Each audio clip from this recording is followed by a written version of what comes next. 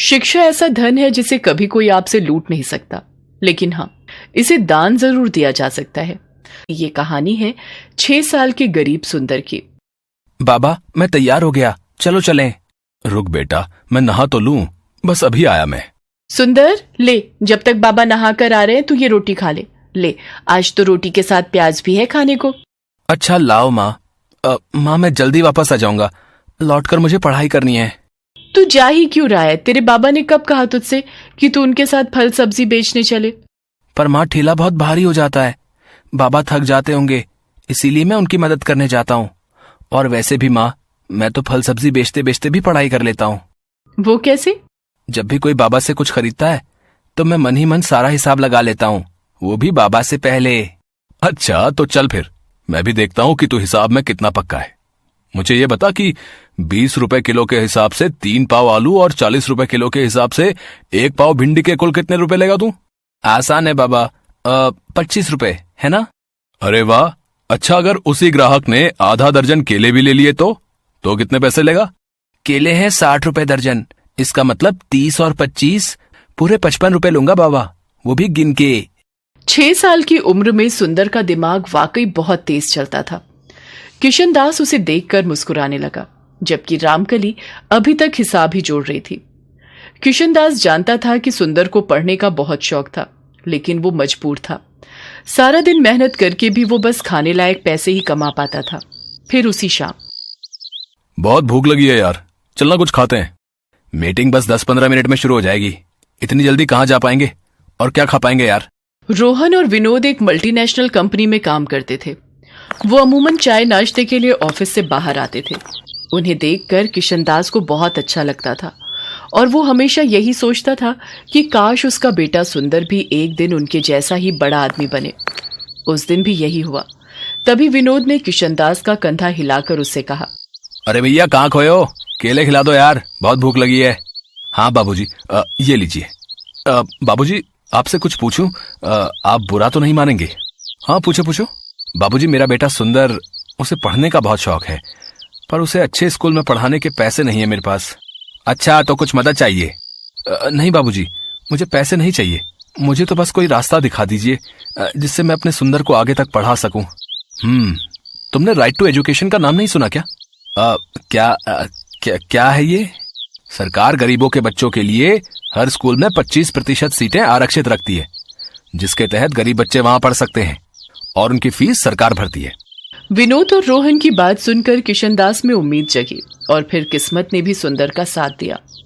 शहर के एक बड़े स्कूल में आरटीआई के तहत सुंदर का एडमिशन हो गया। स्कूल का पहला दिन था और सुंदर बहुत ही खुश था। बाबा, मैं कैसा लग रहा हूँ? बिल्कुल राजा बाबू लग रहा है मेरा बेटा। बाबा देखना, अब मैं खूब पढ़ाई करूंगा और एक दिन बहुत बड़ा आदमी बनकर दिखाऊंगा। जिस स्कूल में सुंदर को सीट मिली थी वहां शहर के सबसे अमीर घरों के बच्चे पढ़ते थे। इन्हीं में से एक था विकी, जो नामी सेठ सूरजमल का बेटा था। अमीरी के घमंड में चूर विकी हर वक्त बस अपने पैसों की धौंस दिखाता रहता था और अब सुंदर उसका नया शिकार बनने वाला था। अरे वाह, ये क्लास तो कितनी अच्छी है। हाँ फटीचर, देख ले, आंखें फाड़ के देख ले, क्योंकि इससे पहले ना तो तूने कभी ऐसा स्कूल देखा होगा और ना ही ऐसी क्लास। मेरा नाम फटीचर नहीं है, सुंदर है। सुंदर? इसका नाम तो देखो। सुंदर नहीं, तेरा नाम तो बंदर होना चाहिए। विकी की बात सुनकर सारे बच्चे सुंदर पर हंसने लगे और सुंदर की आंखों से आंसू गिरने लगे। लेकिन सुंदर जानता था कि उसे इन बातों पर नहीं बल्कि सिर्फ पढ़ाई पर ही ध्यान देना है। वो चुपचाप जाकर अपनी सीट पर बैठ गया। फिर कुछ देर बाद, good morning class, today we have 3 new students with us, please welcome them. बेटा अपना नाम बताओ। मास्टरनी जी, मेरा नाम सुंदर है। लो, ये बंदर मिस को मास्टरनी बता रहा है। ये सरकार भी ना अच्छे खासे कॉन्वेंट स्कूल को सरकारी स्कूल बनाकर छोड़ेगी। Vicky, mind your language. Sorry miss. सुंदर, बेटा मुझे मिस या फिर मैम कहो, okay? Okay miss, I will. Very good. तो ऐसा रहा सुंदर के स्कूल का पहला दिन। फिर घर आने के बाद, सुंदर कैसा है तेरा स्कूल? माँ बाबा बस पूछो मत, इतना बड़ा स्कूल, इतना बड़ा मैदान, इतना साफ कि क्या कहूँ, इतने सारे झूले और बहुत अच्छी मास्टरनी, मेरा मतलब है कि मिस। और तूने पढ़ाई की या फिर बस स्कूल ही नहीं हारता रहा? आज पढ़ाई कम हुई माँ। आज शनिवार था ना, तो एक मैडम ने नाचना सिखाया। फिर हम लोग स्कूल के मैदान में खेले भी। सुंदर क्लास में हुई घटना को छुपा गया। किशनदास की आंखों में सुंदर के सुनहरे भविष्य के सपने तैर रहे थे, जिन्हें पूरा करने के लिए सुंदर भी पूरी मेहनत और लगन से पढ़ाई कर रहा था। जबकि बदमाश और घमंडी विक्की स्कूल में हर वक्त उसका मजाक बनाता रहता था, लेकिन सुंदर उससे कभी नहीं लड़ा। ऐसे ही वक्त गुजरता गया और एग्जाम्स आ गए। सुंदर दिन रात बस पढ़ाई में ही जुटा रहा और आखिरकार वो पूरी क्लास में फर्स्ट आया। दूसरी तरफ विक्की को स्कूल के अलावा उसके घर पर उसे अलग से पढ़ाने के लिए ट्यूशन टीचर भी आते थे। इसके बावजूद उसका रिजल्ट बहुत अच्छा नहीं था। स्कूल में हर कोई सुंदर की तारीफ करने लगा। ये देखकर विक्की सुंदर से और भी चिढ़ने लगा, लेकिन उसने मन लगाकर पढ़ाई करने के बारे में कभी नहीं सोचा। ऐसे ही और कई साल गुजर गए। सुंदर और विक्की दोनों ने 10वीं क्लास की परीक्षाएं दी थी और अब उनकी पहली बोर्ड परीक्षा का रिजल्ट आने वाला था। माँ, मैं राम के घर जा रहा हूँ। उसके घर में कंप्यूटर और इंटरनेट दोनों हैं, तो वहीं अपना रिजल्ट देख लूंगा। ठीक है बेटा, भगवान करे तेरा रिजल्ट बहुत अच्छा हो। 10वीं की परीक्षाओं में सुंदर ने न सिर्फ अपनी क्लास में बल्कि पूरे जिले में टॉप किया। सुंदर के लिए हर कोई खुश था सिवाय विक्की के, क्योंकि इस बार भी उसके नंबर बहुत अच्छे नहीं थे। सुंदर को लगातार मिल रही कामयाबी से विक्की के मन में सुंदर के साथ साथ सभी गरीबों को लेकर गुस्सा बढ़ता चला गया। फिर कुछ और साल बीते। विक्की और सुंदर दोनों ही अब यूपीएससी की तैयारी कर रहे थे। दोनों ने लिखित परीक्षा पास कर ली थी और अब बारी थी फाइनल इंटरव्यू की। दोनों का इंटरव्यू एक ही जगह पर था, तो विक्की को देखकर सुंदर ने उससे कहा, ऑल द बेस्ट विक्की। ऐसा है बेटा, तू ये सब नाटक मेरे साथ तो कर मत। आज तक तू छोटे मोटे एग्जाम में टॉप करके अपने आप को तोप समझ रहा था ना। अब देख, ये है असली चैलेंज। अब देखते हैं कौन कितने पानी में है। सुंदर ने फिर विक्की को कोई उल्टा जवाब नहीं दिया और इंटरव्यू के लिए अपनी बारी का इंतजार करने लगा। कुछ ही देर में विक्की को इंटरव्यू के लिए बुलाया गया। फिर इंटरव्यू हॉल में, well mister Vicky, tell me, अगर आप यहाँ के डिस्ट्रिक्ट मजिस्ट्रेट बन जाते हैं तो आप सबसे पहले क्या काम करोगे? सर, सबसे पहले तो मैं ये राइट टू एजुकेशन का ड्रामा बंद करूंगा। क्या कहा? ड्रामा? अच्छा, वैसे आप ऐसा क्यों करेंगे? अरे सर, हमारे पेरेंट्स लाखों रुपए खर्च करके जिस स्कूल में हमें पढ़ाते हैं, वहां ये गरीब और चीप सोसाइटी के लोग हमारी बराबरी करने लगते हैं। बिलीव मी, इससे पूरा माहौल खराब हो जाता है। सरकार ने उन लोगों के लिए सरकारी स्कूल खोले तो हैं, तो उन्हें वहीं तक सीमित रहना चाहिए, मुझे ऐसा लगता है। ओके, इसके अलावा? इसके अलावा मैं एक काम और करूंगा। ये जितने फालतू लोग अपने ठेले लेकर बेवजह रोड को घेरे खड़े रहते हैं, मैं उनका भी इंतजाम करूंगा। असल में रोड पर इन्हीं की वजह से ट्रैफिक जाम होता है। ओके मिस्टर विक्की, अब आप जा सकते हैं। Thank you sir. One more thing sir, I want to say. Yes sir, मेरे डैड यहाँ के जाने माने बिजनेसमैन हैं। ये देखिए, ये रहा उनका कार्ड। इसका मैं क्या करूं? क्या कहना चाहते हो? खुलकर कहो। I want to say that I know how to manage manpower and deal with that bloody workers. So I think I am the best option for. Okay, you can leave now. Vicky को इस बात का एहसास तक नहीं था कि interview के दौरान उसके हर शब्द से सिर्फ उसका घमंड ही झलक रहा था। अगली बारी सुंदर की थी। इंटरव्यूअर ने उससे भी वही सवाल पूछा जो विक्की से पूछा था। सर, अगर मुझे ये सौभाग्य मिलता है तो मैं सबसे पहले ये कोशिश करूंगा कि राइट टू एजुकेशन के तहत कुछ और सीट्स बढ़ा सकूं। क्यों? इससे क्या होगा? सर, इसी कोटे की वजह से आज एक गरीब का बेटा इस लायक हुआ है कि आपके सामने बैठ सके। मैं बस यही चाहता हूं कि मेरी तरह हर किसी को यह मौका मिलना चाहिए। ओके, और एक बात और बताइए, ये रोड पर ट्रैफिक जाम और ये स्ट्रीट वेंडर्स को कैसे डील करेंगे? सर, मैं कोशिश करूंगा कि सभी वेंडर्स के लिए किसी सरकारी जगह का इंतजाम कर सकूं, जहां वो अपना सामान आराम से बेच सकें। अच्छा, तो आप सरकारी जमीन मुफ्त में बांटोगे? नो सर, पर हाँ, ये कोशिश जरूर करूंगा कि उन लोगों से जितना कम हो सके उतना न्यूनतम किराया लिया जाए, ताकि सरकार के राजस्व में भी बढ़ोतरी हो और गरीबों को धूप और बारिश से बचकर अपनी रोजी रोटी कमाने का पूरा मौका मिले। इसके साथ ही मेरा जिला सुंदर और व्यवस्थित भी रहे। सुंदर और विक्की की सोच का यही अंतर आखिरकार उस कामयाबी की नींव बना जो इस इंटरव्यू के बाद सुंदर को मिली। विक्की एक बार फिर सुंदर से हार गया, लेकिन इस बार कुछ तो था जो बदल गया था। विक्की के पास खुद पर घमंड करने की अब कोई वजह नहीं थी। वो मजबूर होकर अपने पिता का बिजनेस संभालने तो लगा, लेकिन इसके बाद उसमें सुंदर का सामना कर पाने की हिम्मत बाकी नहीं थी। रामलाल अमन कुमार के घर नौकरी करता था। अमन कुमार का बेटा सौरभ एक बड़े स्कूल में पढ़ता था, जबकि रामलाल का बेटा दीपक एक सरकारी स्कूल में पढ़ता था। सौरभ और दीपक दोनों ही पढ़ने में होशियार थे और अपने अपने स्कूल के अच्छे बच्चों में उनका नाम था। देखो पापा, मेरा रिपोर्ट कार्ड मिल गया, मैं क्लास में फर्स्ट आया हूँ। अरे वाह सौरभ, मुझे पता था मेरा बेटा इस बार भी क्लास में फर्स्ट आएगा। अरे रामलाल, दीपक भी तो अपनी क्लास में फर्स्ट आया है ना? अभी कुछ देर पहले ही वो भी अपना रिपोर्ट कार्ड दिखा रहा था। जी साहब, वो भी अपनी कक्षा में अव्वल आया है। पापा, सरकारी स्कूल में पढ़कर तो कोई भी फर्स्ट आ जाता है, वहां की पढ़ाई तो बहुत आसान है। दीपक ने कोई बड़ा काम नहीं किया एक छोटे से स्कूल में फर्स्ट आकर। सौरभ, ये लो लड्डू, मैं फर्स्ट आया हूं ना तो बापू ने सबको बांटे हैं। मैं नहीं खाता ये बेकार से लड्डू। मॉम, वो चॉकलेट बादाम कहाँ हैं जो आपने सबको खिलाए हैं? मेरे पापा तुम्हारे बापू की तरह सस्ते लड्डू नहीं लाते, वो तो चॉकलेट ड्राई फ्रूट लाए हैं। और ज्यादा इतराने की जरूरत नहीं है, तुम हमारे नौकर के बेटे हो, जितनी मर्जी कोशिश कर ले तो मेरी बराबरी नहीं कर सकता। सौरभ बेटा, ऐसे नहीं बोलते, दीपक भी अच्छा बच्चा है। मॉम, मुझे दीपक एक आंख नहीं भाता, मेरे सामने पापा उसकी तारीफ करते रहते हैं, मुझे बिल्कुल अच्छा नहीं लगता। मैं कपिल के घर खेलने जा रहा हूँ। सौरभ को दीपक से नफरत थी। दीपक भी उसकी तरह पढ़ाई में बहुत अच्छा था। ये बात सुनकर सौरभ और गुस्से में आ जाता है। सौरभ कपिल के घर खेलने चला जाता है। क्या हुआ सौरभ, आज तू बड़ा गुस्से में है? मैं दीपक से नफरत करता हूँ। आज मैं जब पापा को अपना रिपोर्ट कार्ड दिखा रहा था तो दीपक ने भी अपना रिपोर्ट कार्ड दिखाया, वो भी मेरी तरह फर्स्ट आया है। फिर तुम ही बताओ, फिर पापा उसकी भी तारीफ करने लगे, वो हमारे नौकर का बेटा है, ये बात मुझे उसे समझानी होगी। अरे तू चिंता क्यों करता है, सब ठीक हो जाएगा। अच्छा सुन, कल दोपहर में सारे दोस्त गेम में पैसे लगा रहे हैं, तू कितने लगाएगा? मेरी तरफ से 200 रुपए लगा दे। अरे तू फिर से अपनी मम्मी के बैंक अकाउंट से 200 रुपए लेगा तो तेरी मम्मी गुस्सा नहीं करेंगी? मेरे पापा बहुत रिच हैं, मेरे पास पैसों की कमी नहीं है। मेरे मम्मी पापा मुझसे कुछ नहीं कहते हैं क्योंकि मैं स्कूल में हमेशा फर्स्ट आता हूँ। सौरभ को गेम पर पैसा लगाने की आदत पड़ गई थी। वो आए दिन अपने दोस्त कपिल और बाकी दोस्तों के साथ ऑनलाइन गेम खेलता और उस पर पैसे लगाता।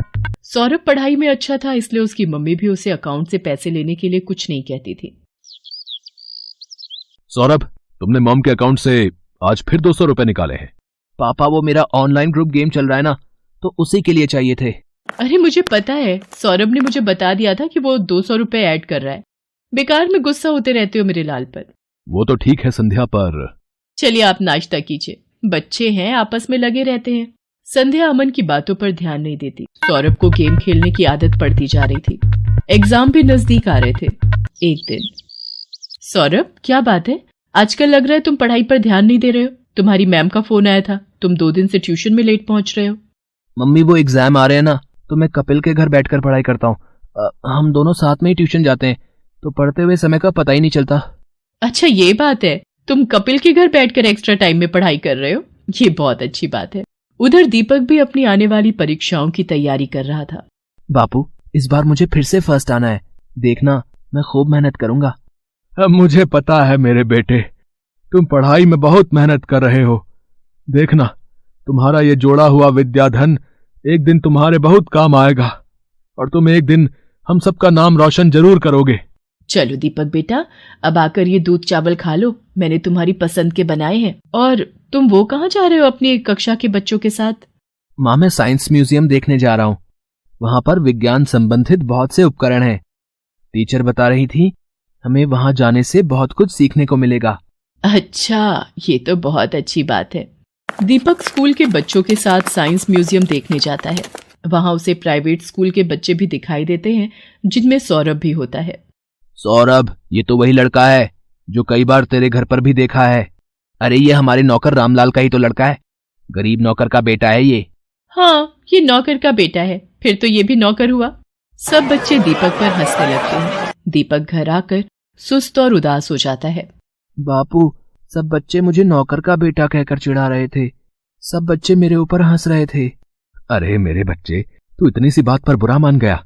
मैं तुझे तभी तो पढ़ा लिखा कर बढ़ा रहा हूँ ताकि तू पढ़ लिख कर बड़ा आदमी बन सके और पैसे कमा सके। रामलाल की बातों को सुनकर दीपक में हिम्मत आ जाती है और वो खुश हो जाता है और खूब मन लगाकर पढ़ाई करने लगता है। अगले दिन दीपक स्कूल जाता है तो उसकी टीचर उसे कक्षा में पूरे साल अच्छा करने के लिए पुरस्कार देती है। दीपक ने पूरे साल बहुत मेहनत करके अव्वल स्थान पाया है, इसलिए दीपक को स्कूल की तरफ से कक्षा में best student of the year का अवार्ड दिया जा रहा है। और मैं जानती हूँ कि फाइनल एग्जाम जो आने वाले हैं, दीपक उसमें भी फर्स्ट क्लास पास होने की पूरी कोशिश में लगा होगा। Thank you ma'am. सब बच्चे तालियां बजाकर दीपक की प्रशंसा करते हैं। घर आकर दीपक अपने बापू और माँ को सारी बात बताता है। अरे वाह, ये तो बहुत सुंदर पुरस्कार है। जीते रहो मेरे बच्चे। बापू, मैं ये पुरस्कार अमन अंकल को दिखाकर उनका आशीर्वाद लेना चाहता हूँ। ठीक है बेटा, चल तू उनका भी आशीर्वाद ले ले। संध्या, तुम्हारे बैंक अकाउंट से 1 लाख रुपए निकल गए और तुम्हें पता तक नहीं। मैं भला इतने पैसे एक साथ कहाँ खर्च करूंगी? मुझे भी कुछ समझ नहीं आ रहा ये सब कैसे हो गया। रुको, मैंने बैंक से सारी डिटेल निकलवाई है। बैंक की तरफ से ही फोन है। अमन बैंक वालों से फोन पर बात करने लगता है। रामलाल और दीपक भी वहीं खड़े थे। हो गया सत्यानाश। और दो लाडले को मोबाइल फोन। तुम्हारे बेटे ने बेवकूफी में 1 लाख रुपए न जाने किसी ऑनलाइन गेम में लगा दिए। अब भुगतो। और है कहाँ ये सौरभ? वो तो अपने दोस्त कपिल के साथ ट्यूशन गया है। मेरे फोन पर सौरभ के ट्यूशन से फोन। जी, मैं सौरभ की मम्मी बोल रही हूँ। क्या सौरभ ट्यूशन नहीं आ रहा? पर जी ठीक है, सौरभ पिछले 1 हफ्ते से ट्यूशन नहीं जा रहा। तभी सौरभ आ जाता है। क्यों सौरभ, ट्यूशन से आ गए? जी पापा। अब तुम झूठ भी बोलने लगे हो। तुमने 1 लाख रुपए किसी ऑनलाइन गेम में लगा दिए और 1 हफ्ते से ट्यूशन भी नहीं जा रहे हो। 2 दिन बाद तुम्हारे फाइनल पेपर हैं। Papa mummy, I am sorry.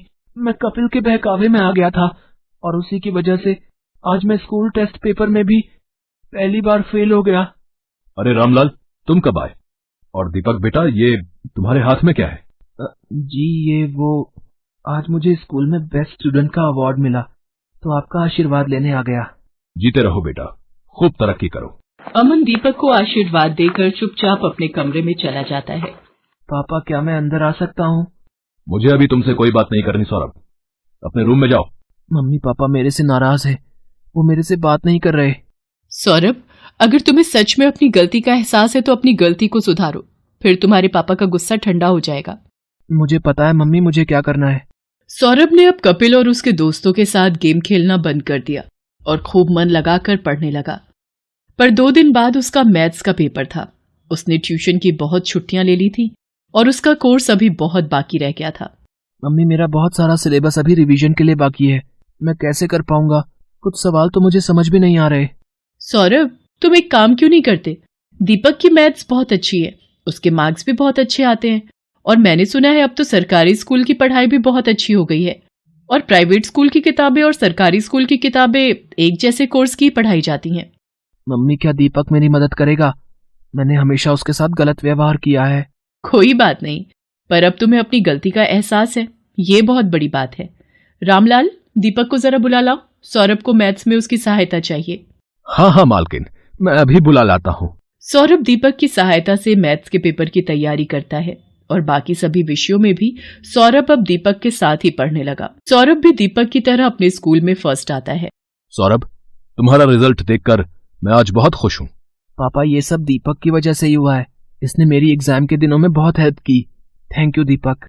Ramlal, तुम्हारा बेटा दीपक बहुत होनहार है, देखना ये एक दिन जरूर बड़ा आदमी बनेगा। अमन अंकल, एक दिन मैं भी आपकी तरह ही बड़ा बिजनेसमैन बनूंगा। दीपक की बातों को सुनकर रामलाल की आंखों में खुशी के आंसू आ जाते हैं और वो दीपक को गले से लगा लेता है। Best buddies. Hello friends, thanks for watching this video. अगर आपको ये वीडियो पसंद आया है तो प्लीज लाइक, सब्सक्राइब, कमेंट्स करें इस वीडियो पर और हाँ, शेयर करना भी ना भूलें। और भी मजेदार वीडियो देखने के लिए नीचे दिए गए बेल आइकॉन को दबाएं। देखते रहिए बेस्ट बडीज।